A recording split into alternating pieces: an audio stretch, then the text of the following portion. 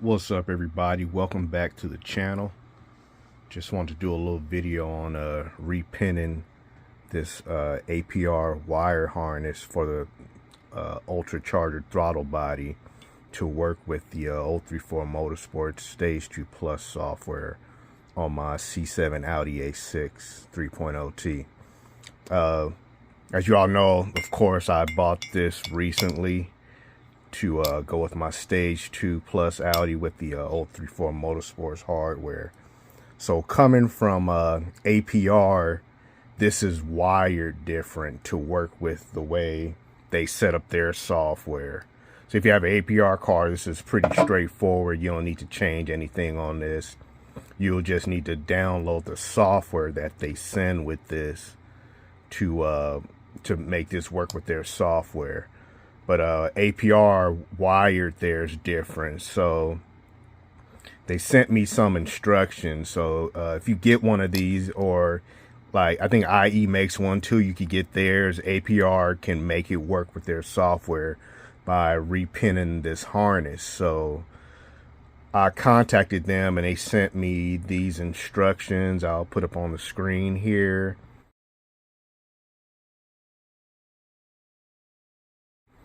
And then they sent me this diagram, which was a little bit confusing at first because they basically want you to make everything match on both sides except for pins 3 and 5. And you can see right here, this is the male side. And you can see on the male side, it has those numbers right there. And the other side doesn't. But basically they want it to match to, whereas if you were going to plug it back into itself like that, everything would match except for 3 and 5, which needs to be switched. So when I checked the harness, the APR harness, 3 and 5 were actually already switched on this APR harness, so I didn't have to touch that one. And the other one that didn't need to be touched was this black one. This black wire right here was already wired to the right location on the other side. So I had to change what is it? The blue, red, and yellow. So basically on the female side, what you want to do is you have to, this is going to be in there flush, because this is what locks the pins in place so they don't back out or anything when you're plugging it, you know, when you're plugging it into a throttle body. So you have to get this out first. And the reason why I want to make this video to help anyone else that's trying to do this is because I couldn't figure out how to get this out first, because I had bought this keys, right, this pinout keys terminal toolkit a while back, because on my for another project, actually, on my Audi TT, because I'm going with another a wide switching over from narrowband to wideband, so I have to change some of the pins on the ECU and stuff. But anyway, I took all of the terminal kit out, and nothing was working to get this out. So I just had to kind of look at it and figure it out. So what I did was I took a micro flathead and I put it on the side, and I noticed when I put it over here, I would hear it click. And then I put it over here, I heard a click, but it would move. So I was like, okay, I'm on to something. But every time I did one side, of course, the other side would lock back in place. So what I did was I clicked, I pried on one side to get it up. And then here you can see the end of this, and it would leave a little space. So what I did was I took this right here. No, I took the wider one. This wider one right here. And I pushed it through there so it would, you know, go into the little space between this and the bottom of this. So when I clicked this side up, I took that and I just turned it a little bit, and it pushed it out of, it locked it, came in and locked it out of place. So I was able to just take the flathead and get this out. So after you get that out, to depin these, what you're going to do is, let's see what's the easier side that you can see. You're going to put your finger back here as close to this as possible and pinch it hard. And you want to pinch it to where you're going to be able to do that to kind of pull on it. So you're going to do that, hold it, and I'm trying to get it to where you can see it. So you're going to take this pin, or you can even use like a safety pin or something, and you can see the pin right there. Just push it down. There are some little tabs in there that lock this into place, that lock the pins into place. And it doesn't take a lot of pressure. So you take this and you put it in between it and you push on it, and it will let the pin come out just like that. Doesn't take a lot of pressure, so be careful with it. You don't want to break anything. And then what you do is you just take them out. You kind of untangle everything so everything is straight. So you can make sure that everything's, because the other, like I said, this side isn't numbered. So what you do is you take them out and you switch them around. And what I did was I just did it like that so I could see what needed to go where. So I just took them and I divided the sides so I could see what was what. And you can see I got the red, black, and green right there.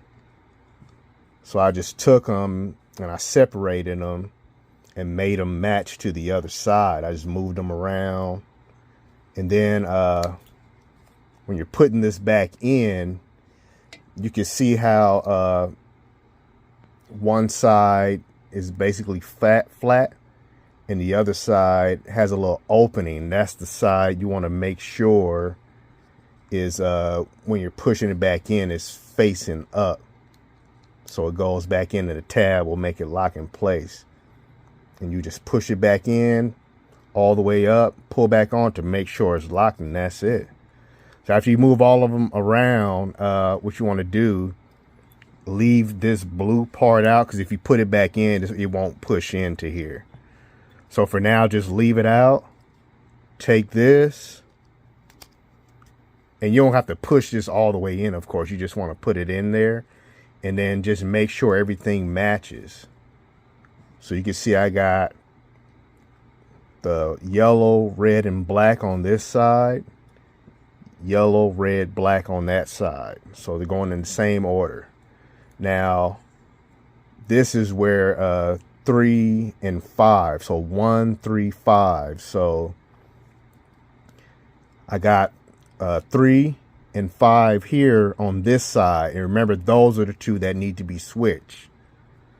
So white, then green, then blue. So to make these switched, you know, it's just green, white, then blue. So these are the two that need to, but like I said, on this harness, this was already done. It came from APR like that. So the only one I needed to change was the blue.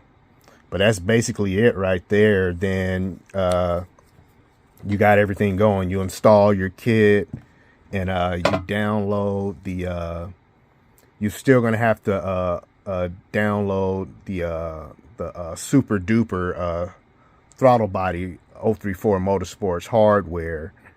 So their software will be in the car to run the bigger throttle body. But after that, you just do a throttle body adaptation too, which is which aligns the throttle body. So, and I'll put those instructions up on the screen now.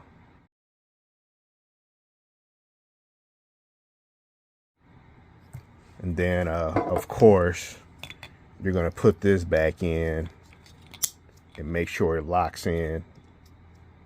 And you heard a snap, so of course I forgot to mention that.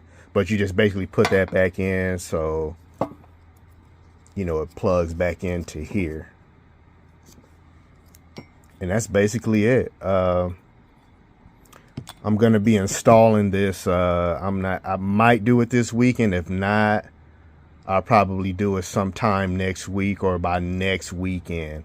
I was thinking about doing a dyno on the car so I could see what my numbers are before I do some more upgrades, because I want to see where I'm at, because when I did a few of the races, people were saying, oh no, that, you know, we think you got more power than what is being advertised. So I want to see what the numbers were, and then I just want to see how much power like some of the other upgrades would add that I'm going to be doing. But anyway, that's it for this video. Hope this helps somebody out, because like I said, it was kind of hard to figure out, because I did contact 034. They didn't know exactly how to depin this. And I did talk to a few other people. They had S4s, and they said even their harness was wired different also from mine. But like I said, those are S4s, and this car is a C7A6. So hope that helps somebody out. Leave a like, comment, subscribe, and I'll see you guys in the next video. Thanks for watching.